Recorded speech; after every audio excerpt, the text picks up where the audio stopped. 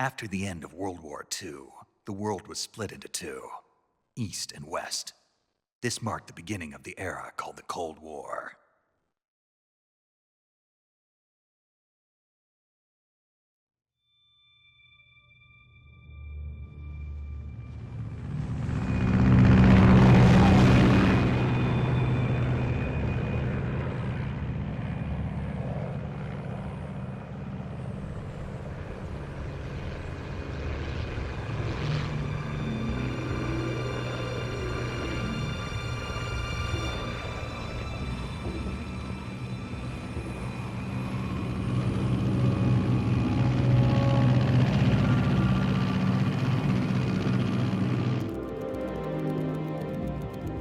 Pakistan, altitude 30,000 feet. Approaching Soviet airspace. 20 minutes to drop off. Commencing internal depressurization. Equipment check. Arm main parachute. All right. You ready to go? Drop zone still showing a high pressure mass. Cav okay. Good. We've got high visibility.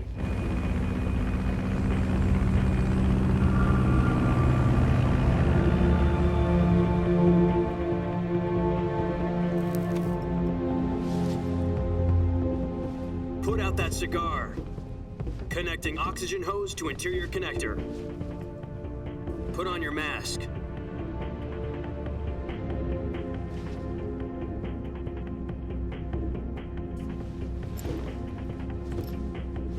Does this panty waste know what he's doing? Approaching release point. 10 minutes to drop off. Hey, are you deaf? He said put out the cigar and put on your mask.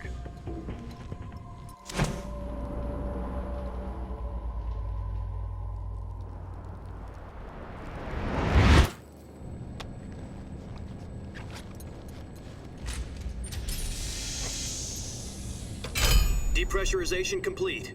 Checking oxygen supply. 6 minutes to drop off. Opening rear hatch.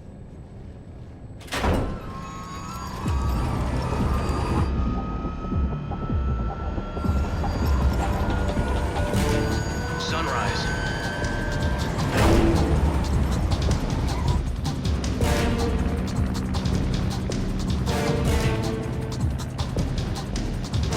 External temperature minus 46 degrees Celsius.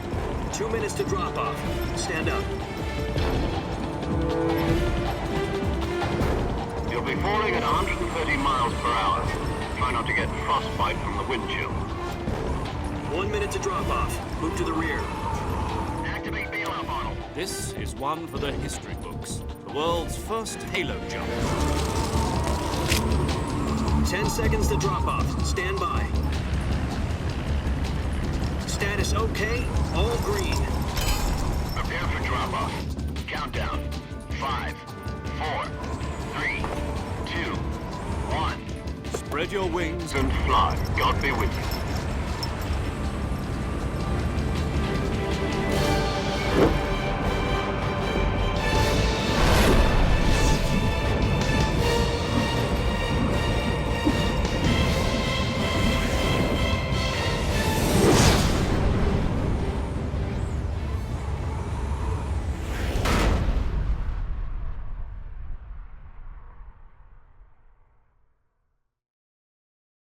Jack, I've got some important news. The head of the CIA has finally given us the green light for the virtuous mission. Virtual mission? No, the virtuous mission. The future of our Fox unit depends on it. If it succeeds, we'll be officially organized into a unit. Virtuous mission? Sounds like some kind of initiation ritual. You know, don't get cocky. This isn't a training op. Right. So what exactly is this wonderful mission? Well, about 2 years ago, a certain Soviet scientist requested asylum in the West through one of our moles. His name is Nikolai Stepanovich Sokolov. He's head of the OKB-754 Design Bureau, one of the Soviets' top-secret weapon research facilities, and the East's foremost expert on weapons development. Sokolov? Isn't he that famous rocket scientist? The very same. On April the 12th, 1961, the Soviets achieved the first manned spaceflight in history. The Earth was blue, but there was no God. Well spoken. The rocket that carried Yuri Gagarin into orbit was the A-1, known as the Vostok rocket. Sokolov is said to be the man most responsible for the multi-engine cluster used in that rocket. After Gagarin's flight, Sokolov left rocket development to become the head of the newly established Design Bureau. From a lowly technician to head of a design bureau, that's quite a success story, so why do you want to defect? It seems he'd become afraid of his own creations. Afraid? Call it a crisis of conscience. And for that, he left his country and his family behind and went over the fence? Not exactly. One of his conditions was that his family was also to be taken safely to the West. We used a mole to get the family out first and succeeded in sneaking Sokolov over the Berlin Wall shortly afterwards. I was the one who conducted the operation. The security on the eastern side was still full of holes back then. Then what? We got Sokolov over in one piece, but the whole ordeal had left him exhausted, and we checked him into a hospital in West Berlin. It took him 2 weeks and more than 600 miles to get from the research facility in the Soviet Union to Berlin. He was in no condition to say anything coherent. And it was only a week later that we had something much bigger on our hands. The Cuban Missile Crisis. October the 16th, 1962, President Kennedy received word that the Soviets were in the process of deploying intermediate-range ballistic missiles in Cuba. The President demanded that the Soviets dismantle and remove the missiles.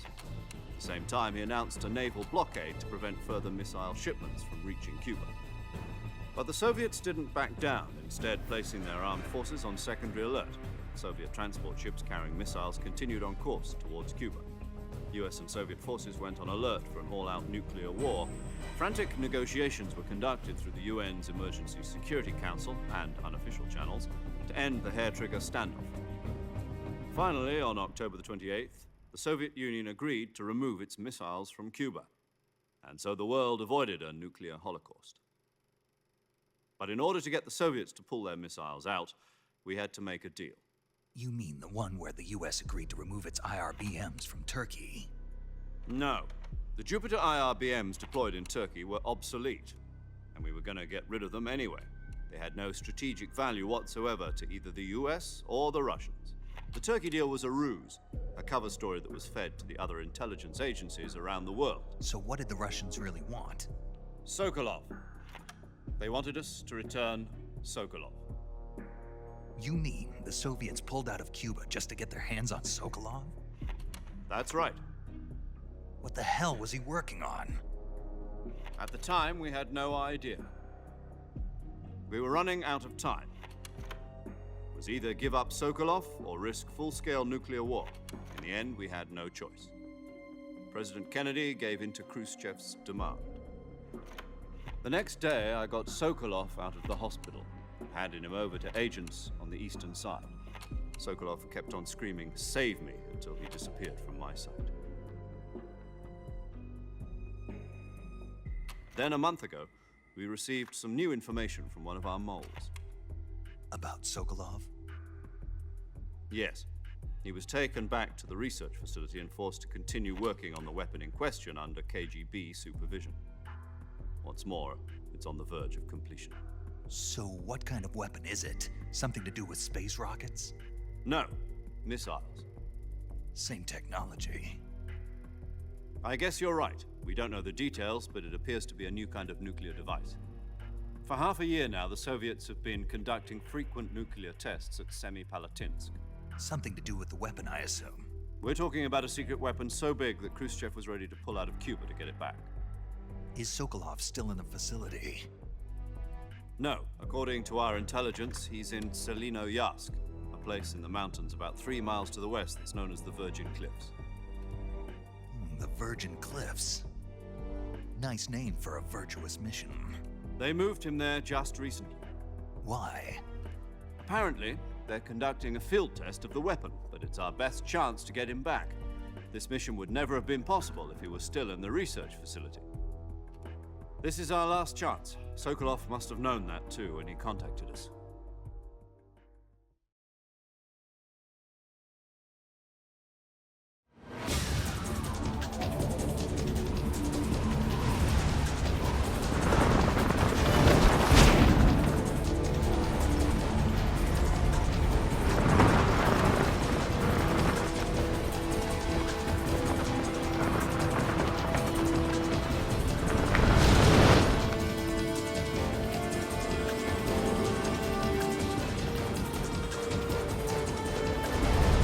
Listen up, Jack. Your mission is to infiltrate Selinoyarsk in the Soviet mountains, ensure the safety of Sokolov, and bring him back to the west.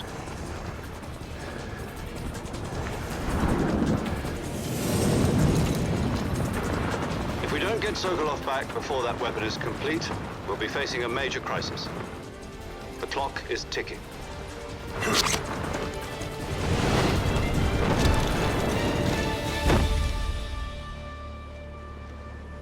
Once we've confirmed the rescue of Sokolov, stand by at the recovery point.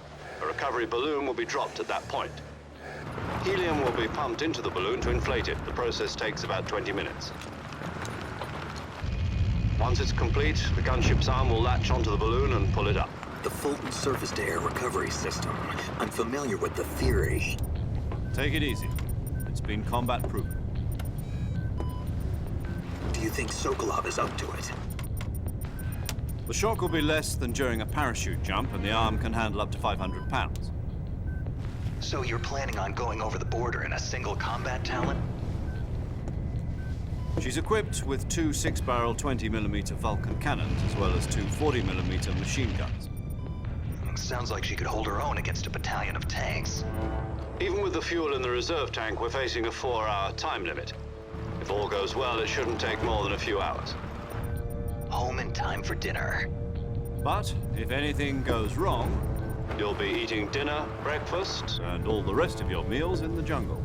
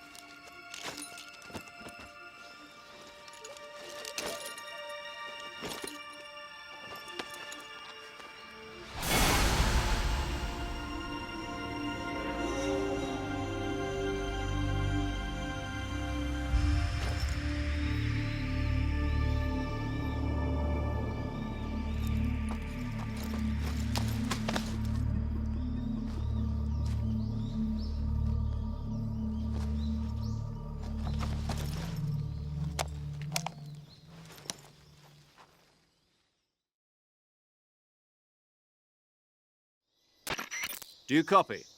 You're already in enemy territory, and somebody might be listening in.